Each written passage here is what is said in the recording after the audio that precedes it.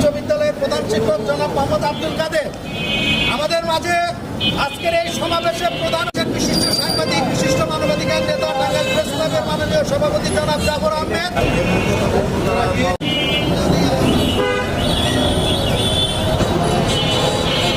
Matin store and ফুল ঘর, এখানে সকল প্রকার ফুল সহ দেশি বিদেশি কসমেটিক্স পাওয়া যায়।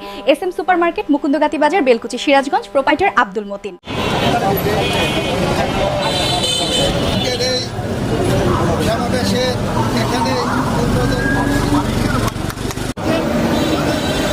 পালিত হচ্ছে এই আন্তর্জাতিক মানবাধিকার দিবস, সারা বাংলাদেশে পালিত হচ্ছে, তারই ধারাবাহিকতায় উদ্বোধন ঘোষণা করেন আজকের এই সমাবেশে এখানে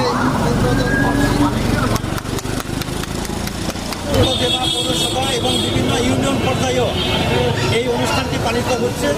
এই অনুষ্ঠানের সাথে যারা সম্পৃক্ত ছিলেন